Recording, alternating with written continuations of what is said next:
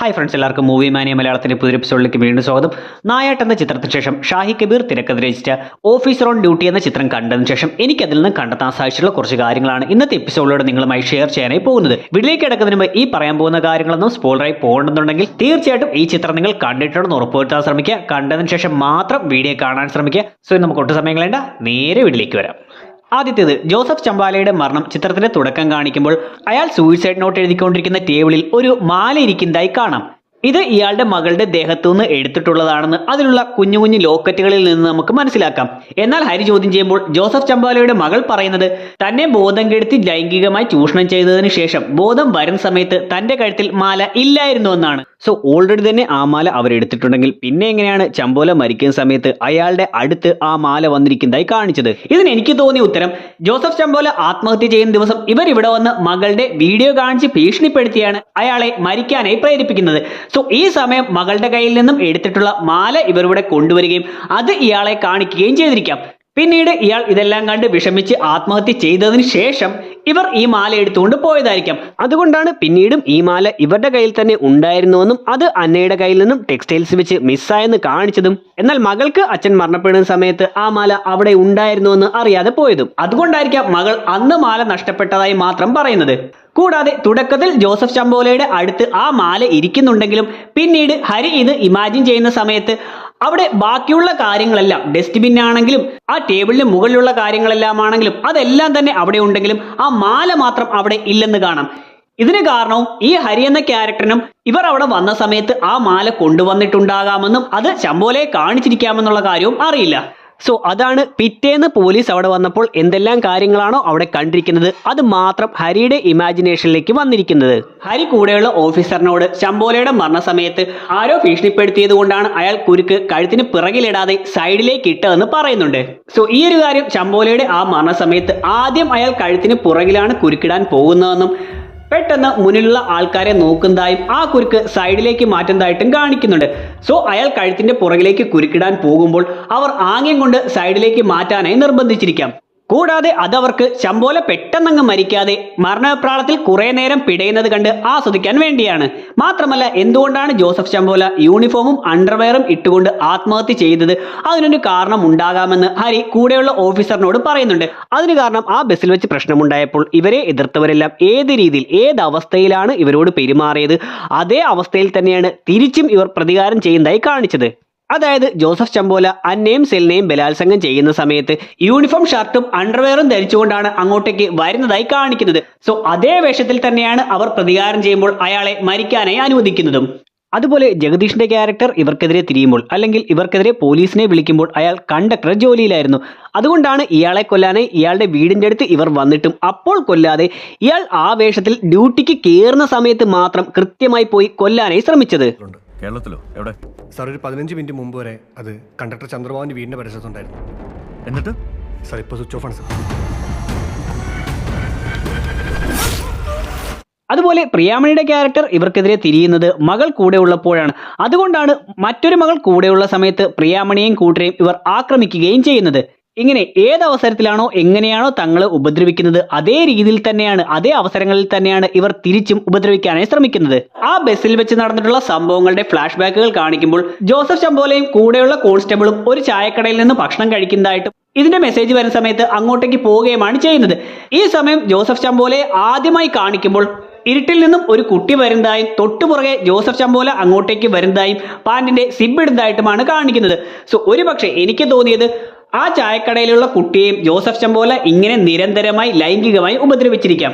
അയാളെ കാണിക്കുന്ന ഈ ഒരു രംഗത്തിൽ തന്നെ അയാൾ ഇത്തരം മോശം കാര്യങ്ങൾ ചെയ്യുന്ന ഒരാളാണെന്ന് സൂചിപ്പിക്കാനായിരിക്കാം ഇത്തരമൊരു സീനിലൂടെ ആ കഥ തുടങ്ങിയത്. ഈ ചിത്രത്തിൽ പെൺകുട്ടികളോടും കൊച്ചുകുട്ടികളോടും ചെയ്യുന്ന ഉപദ്രവങ്ങളെക്കുറിച്ചും ലൈംഗികപരമായിട്ടുള്ള ചൂഷണങ്ങളെക്കുറിച്ചുമെല്ലാമാണ് പറയുന്നത്. അതുകൊണ്ട് തന്നെ ഹരി ഓഫീസിൽ വന്ന് ചാർജ് എടുക്കുന്ന സമയം ഷാഹുലിന്റെ കോൾ വരുന്നതായും ആ സമയം ആ ഫോണിന്റെ തൊട്ടടുത്തായി ഇങ്ങനെയുള്ള ഉപദ്രവങ്ങളിൽ നിന്നും മറ്റും കുട്ടികളെ സംരക്ഷിക്കുന്നതിനായി തുടങ്ങിയിരിക്കുന്ന children and police cap house എന്ന പേരുള്ള കാര്യത്തെക്കുറിച്ച് എഴുതിയിരിക്കുന്ന ഒരു പേപ്പർ ഇരിക്കുന്നതായി കാണിച്ചിട്ടുണ്ട്. മോഷണവുമായി ബന്ധപ്പെട്ട് പോലീസ് സ്റ്റേഷനിലെത്തുന്ന ഒരു സ്ത്രീയെ ഹരി ഉപദ്രവിക്കുന്നതായും അതുകണ്ട് പോലീസുകാരെല്ലാം ഞെട്ടുന്നതായും കാണിക്കുന്നുണ്ട്. എന്നാൽ ഇതെല്ലാം കൂടാതെ ഹരി ആ കാര്യം പബ്ലിക് കാണുന്ന വിധത്തിലാണ് ചെയ്തിരിക്കുന്നതെന്ന് കാണാം.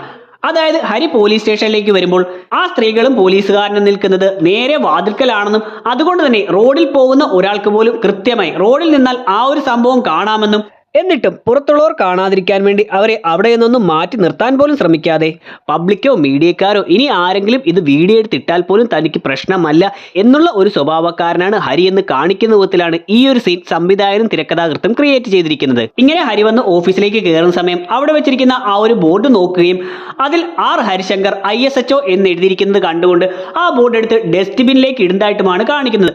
ഇതിന് കാരണം ഒരു സീനിൽ ഹരിയുടെ ആ സുഹൃത്തായിട്ടുള്ള വക്കീൽ പറയുന്നുണ്ട്, നിന്റെ ദേഷ്യ സ്വഭാവം കാരണമാണ് DYSP ആയിരുന്ന നീ ഇപ്പോൾ CI ആയിട്ട് കേസ് തെളിച്ചുകൊണ്ടിരിക്കുന്നതെന്ന്. സോ ഇങ്ങനെ DYSP ആയിരുന്നു താൻ CI ആയി മാറുകയും ആ ഒരു ഓഫീസിലേക്ക് വന്ന് കയറുന്ന സമയത്ത് തൻ്റെ ആ സ്ഥാനം കാണിക്കുന്നത് പോലെ താൻ ഇപ്പോൾ വെറും ഒരു CI ആണ് അല്ലെങ്കിൽ ISHO ആണ് എന്ന് കാണിക്കും വിധത്തിലുള്ള ബോർഡ് കണ്ടുകൊണ്ട് ദേഷ്യത്തിൽ അതെടുത്ത് വേസ്റ്റ് കൊട്ടയിലേക്ക് എറിഞ്ഞതാകാം. സിനിമയിൽ പല സീനുകളിലും അതിന്റെ ബാക്ക്ഗ്രൗണ്ടിൽ വന്നിരിക്കുന്ന വാക്കുകളും മറ്റും ആ ഒരു സന്ദർഭവുമായി കണക്ട് ആകുന്ന രീതിയിലാണ് കാണിച്ചിരിക്കുന്നത്. അതായത് ആന്റണി എന്ന ക്യാരക്ടർ ഒരവസരത്തിൽ കൂടെയുള്ള ഓഫീസറിനോട് പറയുന്നുണ്ട്, ഹരിസാറിനെ നിനക്കറിയില്ല, നമ്മൾ ഇത് അന്വേഷിച്ചില്ലെങ്കിൽ പുള്ളി തന്നെ എല്ലാ കടകളിലും കയറി ഇറങ്ങി ഇത് അന്വേഷിച്ച് കണ്ടെത്തുമെന്ന്. സോ ഹരിയുടെ ഈ ഒരു സ്വഭാവത്തെ സൂചിപ്പിക്കുന്നത് പോലെ ഒരു കേസ് എടുത്താൽ അത് പൂർണ്ണമായും കണ്ടെത്താതെ അവസാനിപ്പിക്കില്ല എന്നതുപോലെ ആദ്യത്തെ ഈ കേസ് അന്വേഷണം നടക്കുന്നതിനിടയിൽ ദൂരെയായി ഒരു പോസ്റ്റർ കാണിക്കുന്നുണ്ട്. അതിൽ കൈ കൊടുത്താൽ കൈ വിടില്ല എന്ന് എഴുതിയിരിക്കുന്നതായി കാണാം. ഇതുപോലെ തന്നെ മറ്റൊരു സീനിൽ ഹരി ശ്യാമിനെ കൊല്ലുകയും ആ കൊലക്കേസ് തോമസ് ഏറ്റെടുത്ത് ജയിലിൽ പോവുകയുമാണ് ചെയ്യുന്നത്. ഇതുകൊണ്ട് തന്നെ ഹരി പുറത്തു നിൽക്കുമ്പോൾ തോമസ് വന്നിറങ്ങുന്ന ഓട്ടോയിൽ ഹരിയുടെ രക്ഷകനാണ് തോമസ് എന്നതുപോലെ ആ വണ്ടിയിൽ രക്ഷകൻ എന്ന് കൊടുത്തിരിക്കുന്നതായി കാണാം. സോ ഇതും ആ ഒരു രംഗങ്ങളുമായി കണക്ട് ആകുന്നത് പോലെയാണ് എനിക്ക് തോന്നിയത്. ആത്മഹത്യയും മറ്റും ചെയ്യുമ്പോൾ പെട്ടെന്ന് മരണവെപ്രാളത്തിൽ മലമൂത്ര വിസർജനം നടത്താറുണ്ട്. ഈ ഒരു കാര്യം ഡീറ്റെയിൽ ചെയ്യുന്നത് പോലെ ജഗദീഷിന്റെ മകൾ മരണപ്പെട്ടിരിക്കുന്ന സീൻ കാണിക്കുമ്പോൾ അവിടെ നേരെ താഴെയായി യൂറിനേറ്റ് ചെയ്തിരിക്കുന്നതായി കാണാം.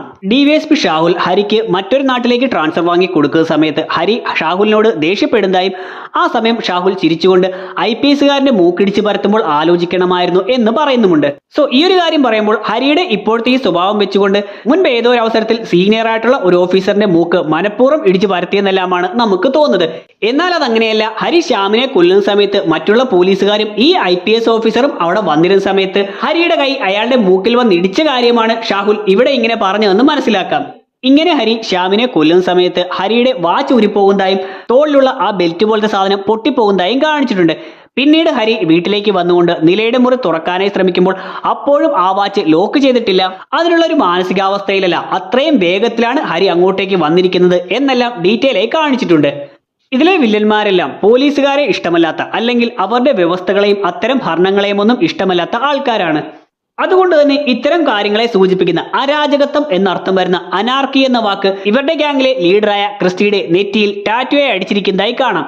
ഇതുകൂടാതെ ഇവർ പെണ്ണുങ്ങളെ ട്രാക്ക് ചെയ്യുന്ന ആ ഒരു വെബ്സൈറ്റായി കാണിക്കുമ്പോഴും അതിന്റെ പേരായി കൊടുത്തിരിക്കുന്നതും ഇതേ അനാർക്കി തന്നെയാണ്. കൊലക്കുറ്റത്തിന് ജയിലിൽ പോകുന്നത് കൊണ്ട് തന്നെ തോമസ് എന്ന ക്യാരക്ടർ ആ ഒരു സമയത്ത് പോലീസിൽ വർക്ക് ചെയ്യുന്നില്ല. എന്നിരുന്നാലും ഈ ക്രിസ്റ്റീൻ ടീമും തോമസിന്റെ വീട്ടിലേക്ക് വരുന്ന സമയത്ത് അവിടെ മുൻപ് തോമസിന് കിട്ടിയിട്ടുള്ള പോലീസ് അസോസിയേഷന്റെ കലണ്ടറും മറ്റും കിടക്കുന്നതായി കാണാം. ജഗദീഷ് അവതരിപ്പിച്ച ചന്ദ്രബാബു എന്ന ക്യാരക്ടറിന്റെ മകളുടെ മരണത്തിന് ശേഷം ഈ കേസുകളുമെല്ലാമായി ബന്ധപ്പെട്ട് ഹരിയും കൂട്ടരും ബാംഗ്ലൂരിലെല്ലാം പോയി തിരിച്ചു വന്നതിന് ശേഷമുള്ള ഒരു ദിവസമാണ് ചന്ദ്രബാബുവിനെ അവർ കൊല്ലാൻ സാധ്യതയുണ്ടെന്ന് മനസ്സിലാക്കി പോലീസുകാർ ചന്ദ്രബാബുവിന്റെ വീട്ടിലേക്ക് ചെല്ലുന്നത്. സോ ഇങ്ങനെ അവർ അവിടേക്ക് ചെല്ലുന്ന സമയം കുറച്ചാഴ്ചകൾക്ക് മുന്നേ അവിടെ ഒട്ടിച്ചിരുന്ന മകളുടെ ആ ഒരു ചരമദിനത്തിന്റെ പോസ്റ്റർ കാലപ്പഴക്കം കൊണ്ട് നിറം മങ്ങിയിരിക്കുന്നതായും കീറിപ്പോയിരിക്കുന്നതായിട്ടുമെല്ലാം കൃത്യമായി കാണിച്ചിട്ടുണ്ട്. തോമസിന്റെയും ഭാര്യയുടെയും മരണത്തിന് ശേഷം പിറ്റേന്ന് അവിടേക്ക് വരുന്ന ഹരി അത് ആത്മഹത്യയല്ല കൊലപാതകമാണെന്ന് കണ്ടെത്തിയതിനു ശേഷം ആ കാര്യങ്ങളെല്ലാം തെളിവ് സഹിതം ഷാഹുലിനോട് പറയുകയും അതെല്ലാം വിവരിച്ചതിനു ശേഷം എടുത്തു പറയുന്ന ഒരു ഡയലോഗുണ്ട്. കഥയിൽ സംഭവിക്കാൻ സാധ്യതയില്ല എന്ന ലോജിക്കലി നമുക്ക് തോന്നുന്ന എല്ലാ കാര്യങ്ങളും ഒഴിവാക്കി നിർത്തിയാൽ അവസാനം ഉണ്ടാവുന്ന കഥയായിരിക്കും യഥാർത്ഥത്തിൽ നടന്ന കുറ്റകൃത്യം.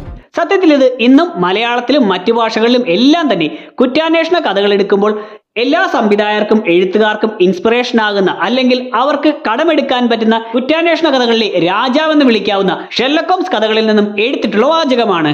അതിൽ ഒരു കേസന്വേഷണത്തിലാണെങ്കിൽ എന്തെല്ലാം ഒഴിവാക്കാമോ അതെല്ലാം ഒഴിവാക്കി കളഞ്ഞ് ബാക്കിയുള്ള കാര്യങ്ങളെല്ലാം ചേർത്ത് വെക്കുമ്പോൾ അതിപ്പോൾ വിശ്വസിക്കാനാകാത്ത വിധമുള്ള കാര്യമാണെങ്കിൽ പോലും അതാണ് സത്യം എന്നർത്ഥം വരുന്ന ആ ഒരു വാക്യത്തിൽ നിന്നാണ് ഈ ഒരു വാചകത്തിലേക്ക് ഷാഹി കബീർ എത്തിയിരിക്കുന്നത്. ഹരിയും കൂട്ടരും കേസന്വേഷണത്തിനായി ബാംഗ്ലൂരിലേക്ക് പോയിക്കൊണ്ടിരിക്കുമ്പോൾ കൂടെയുള്ള ലേഡി ഓഫീസർ ആ ഒരു സന്ദർഭത്തിന്റെ ഗൗരവം മനസ്സിലാകാതെ ഫോണിൽ കൂളായി സംസാരിച്ചുകൊണ്ടിരിക്കുന്നതായും ഹരി ഇഷ്ടപ്പെടാതെ അങ്ങോട്ട് നോക്കുകയും അവർ കോൾ കട്ട് ചെയ്യുന്നതായിട്ടും കാണിക്കുന്നുണ്ട്.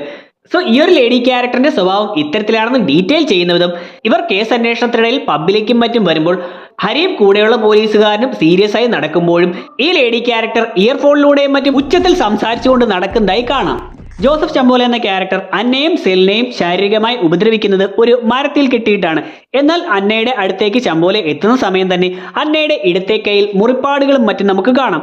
സോ ഇത് ആ ഒരു ജീപ്പിൽ നിന്നും ചമ്പോല ഇവരെ പിടിച്ചുകൊണ്ട് ആ ഒരു മരത്തിലേക്ക് കെട്ടിയിടുന്നതിന് മുന്നേ തന്നെ ഇവർ എതിർക്കുകയും ഇവരെ തിരിച്ച് ഉപദ്രവിക്കുകയും മറ്റും ചെയ്തിട്ടുണ്ട്. സോ അത്തരത്തിൽ വന്നിട്ടുള്ള മുറിപ്പാടുകളാണ് ഇവിടെ കാണുന്നത്. ടെക്സ്റ്റൈൽസിൽ നിൽക്കുന്ന ലേഡിക്ക് അന്നയുടെ ആ ഒരു ബാഗ് കളഞ്ഞു കിട്ടുന്നതായി കാണിക്കുന്നുണ്ട്. ആ ഒരു സീനിൽ ആ ഒരു ബാഗിലായി പ്യുവർ ഹെമ്പ് എന്ന് എഴുതി വെച്ചിരിക്കുന്നതായും ഒരു ചെടിയുടെ ചിത്രവും കൊടുത്തിട്ടുണ്ട്. ഈ പ്യുവർ ഹെമ്പ് എന്ന് പറയുന്നത് ഒരു ബാഗ് കമ്പനിയാണ്. ഈ ഹെമ്പ് എന്ന് പറയുന്നത് കഞ്ചാവല്ല, എന്നാൽ കഞ്ചാവുമായി സിമിലർ ആകുന്ന തരത്തിലുള്ള ഒരു ചെടിയാണ്. പല രാജ്യങ്ങളിലും ഇത് ഉപയോഗിക്കുന്നത് ലീഗലുമാണ്. സോ ഇവരുടെ ക്യാരക്ടറുകൾ ഇവർ ലഹരി പദാർത്ഥങ്ങളും മറ്റും ഉപയോഗിക്കുന്നത് കൊണ്ടാകാം അതുമായി കണക്ട് ആകുന്ന രീതിയിലുള്ള പ്യുവർ ഹെമ്പ് എന്ന ഒരു ബാഗ് തന്നെ ഇവർ യൂസ് ചെയ്തിരിക്കുന്നതായി കാണിച്ചത്. നിലീൻ സാന്ദ്രയുടെ ഡോക്ടർ ക്യാരക്ടർ ക്രിസ്റ്റീൻ മറ്റും മോർച്ചറിയിൽ വന്നിരിക്കുന്നതുകൊണ്ട് ഹരിയെ വിളിക്കാനായി ഫോൺ എടുക്കുമ്പോൾ അതിൽ 2-3 കോണ്ടാക്ട്സ് കാണിച്ചിട്ടുണ്ട്. സോ നിലീൻ സാന്ദ്ര ഇപ്പോൾ സിനിമകളിൽ അഭിനയിച്ച് വരുന്നത് കൊണ്ടാകാം ഇത്തരത്തിൽ സിനിമയുമായി കണക്ട് ആകുന്നത് പോലെ റൈറ്ററായിട്ടുള്ള വിൻസെന്റ് വടക്കനെ സൂചിപ്പിക്കുന്നത് പോലെയും നടനായിട്ടുള്ള ഇന്ദ്രജിത്തിനെ സൂചിപ്പിക്കുന്നത് പോലെയുള്ള കോണ്ടാക്റ്റുകൾ സേവ് ചെയ്തിരിക്കുന്നതായി കാണിച്ചത്. ചന്ദ്രബാബു എന്ന ജഗദീഷിന്റെ ക്യാരക്ടറിനെ ഒരിക്കൽ അന്ന, സെലിൻ, ശ്യാം എന്നിവരുടെ ഫോട്ടോ കാണിച്ചുകൊണ്ട് ഇവരെ അറിയാമോ എന്ന് ചോദിക്കുന്നുണ്ട്. ആ സമയം ആ ഫോട്ടോകളിൽ അന്നയുടെയും സെലിന്റെയും ഫോട്ടോകളിൽ ഒരു സീലിലെ ചിത്രത്തിന്റെ പകുതി ഉള്ളതായിട്ടും ശ്യാമിന്റെ ഫോട്ടോയിൽ അതവിടെ ഇല്ല എന്നും കാണിച്ചിട്ടുണ്ട്. ഇതിന്റെ കാരണം ഈ അന്നയും സെലിന്റെയും ഫോട്ടോ ഹരിയുടെ കയ്യിലേക്ക് അല്ലെങ്കിൽ ഷാഹുലിന്റെ കയ്യിലേക്ക് എത്തിയിരിക്കുന്നത് ജോസഫ് ചമ്പോല അന്ന് പിടിച്ചിട്ടുള്ള ലഹരി മരുന്നിന്റെ കേസിന്റെ ഫയലുകളിൽ നിന്നാണ്. സോ അന്ന് കിട്ടിയിരിക്കുന്ന ആ കേസിന്റെ ഫോട്ടോയിൽ നിന്ന് ഹരി ഫോണിൽ ഫോട്ടോ എടുത്തതിന് ശേഷമാണ് ഈ ഒരു പ്രിന്റായി ഇവിടെ ചന്ദ്രബാബുവിനെ കാണിക്കുന്നത്. അതുകൊണ്ടാണ് ആ കേസിലെ പേപ്പറിലെ പോലെ തന്നെ ആ സീലിന്റെ ചിത്രവും ഇവിടെ വന്നിരിക്കുന്നത്. എന്നാൽ ശ്യാമിന്റെ ഫോട്ടോ മറ്റ് കേസുകളിൽപ്പെട്ട് ഹരിയുടെ കയ്യിൽ ഓൾറെഡി തന്നെ ഉള്ളത് കൊണ്ടാണ് അത് അത്തരം സീലുകളുള്ള ഫോട്ടോയിൽ നിന്ന് കോപ്പി എടുത്തിട്ടുള്ളതല്ല എന്ന് കാണിച്ചിരിക്കുന്നത്. അവസാനത്തേത്, സിനിമ കണ്ട കൂടുതൽ പ്രേക്ഷകർക്കും സംശയം തോന്നാൻ സാധ്യതയുള്ള മറ്റൊരു കാര്യമാണ് എങ്ങനെയാണ് ക്രിസ്റ്റീൻ കൂട്ടരും ജയിലിൽ നിന്ന് പുറത്തിറങ്ങി മറ്റൊരു സ്ഥലത്ത് എത്തുന്ന സമയം കൃത്യമായി അവിടേക്ക് ഈ ഹരി എന്ന ക്യാരക്ടർ എത്തിയതെന്ന്. സോ ഒന്നില്ലെങ്കിൽ ഇവരുടെ മൊബൈൽ ട്രാക്ക് ചെയ്തുകൊണ്ട് ഹരിക്ക് ഇവരുടെ അടുത്തേക്ക് എത്താം. എന്നാൽ അതിനെക്കാട്ടിലും കൂടുതൽ സാധ്യതയുള്ളത് സിനിമയുടെ ഇടയ്ക്ക് വെച്ച് അന്നയുടെ വണ്ടി ഒരു സ്മാർട്ട് വാച്ചിന്റെ സഹായത്തോടു കൂടി ഇവർ കൃത്യമായി ട്രാക്ക് ചെയ്യുന്നതായി കാണിച്ചിട്ടുണ്ട്. സോ സിനിമയിൽ ഇങ്ങനെ ഇടയ്ക്ക് ഒരു സീൻ കാണിച്ചിരിക്കുന്നത് കൊണ്ട് തന്നെ അത്തരത്തിൽ ഇവരെല്ലാം കേസുമായി ബന്ധപ്പെട്ട് ആദ്യം ജയിലിലാവുകയും പിന്നീട് സെല്ലിനിറങ്ങുകയും അതിനുശേഷം ബാക്കി 3 പേരും ഇറങ്ങുകയാണ് ചെയ്യുന്നത്. സോ ആദ്യഘട്ടങ്ങളിൽ ഇവർ 4 പേരും ജയിലിൽ തന്നെ ആയിരിക്കാനാണ് സാധ്യതയുള്ളത്. ആ ഒരു അവസരത്തിൽ ഹരി അന്നയെ ഫോളോ ചെയ്തതുപോലെ ഇവരുടെ വണ്ടിയിൽ എന്തെങ്കിലും ഒരു ട്രാക്കർ സെറ്റ് ചെയ്യുകയും പിന്നീട് ഇവർ 4 പേരും ഇറങ്ങാൻ കാത്തിരിക്കുകയും അങ്ങനെ 4 പേരും പുറത്തിറങ്ങിയതിനു ശേഷം ആ ട്രാക്കർ ഫോളോ ചെയ്തുകൊണ്ട് ഇവരുടെ അടുത്തേക്ക് എത്തുകയും ആ സമയം ഇവർ ഫോണിൽ ആരെയാണോ കോണ്ടാക്ട് ചെയ്യുന്നത് അയാളെ തേടി കണ്ടുപിടിച്ച് അയാളുടെ കയ്യിലേക്ക് വിഷം കലർത്തിയ മയക്കുമരുന്ന് കൊടുത്തുകൊണ്ട് ഇവരെ കൊല്ലുന്നതാകാം. സോ ഇങ്ങനെയാകാം ഹരി കൃത്യമായി ഇവരുടെ അടുത്തേക്ക് എത്തിയതെന്നാണ് എനിക്ക് തോന്നുന്നത്. എന്താണ് ഞാൻ ഈ പറഞ്ഞ കാര്യങ്ങളെക്കുറിച്ചുള്ള നിങ്ങളുടെ അഭിപ്രായമെന്ന് തീർച്ചയായിട്ടും വീഡിയോയുടെ കമന്റ് സെക്ഷനിൽ പെടുത്തുക. വീഡിയോ ഇവിടെ അവസാനിക്കുകയാണ്. വീഡിയോ നിങ്ങൾക്ക് ഇഷ്ടമായിട്ടുണ്ടെങ്കിൽ ലൈക്ക് ചെയ്യാൻ, ഷെയർ ചെയ്യാൻ, സബ്സ്ക്രൈബ് ചെയ്യാൻ ശ്രമിക്കുക. വീഡിയോയെക്കുറിച്ചുള്ള നിങ്ങളുടെ അഭിപ്രായങ്ങൾ തീർച്ചയായിട്ടും വീഡിയോയുടെ കമന്റ് സെക്ഷനിൽ പെടുത്തുക. നമുക്ക് അടുത്ത എപ്പിസോഡിലൂടെ കാണാം. അതുവരെ ബൈ.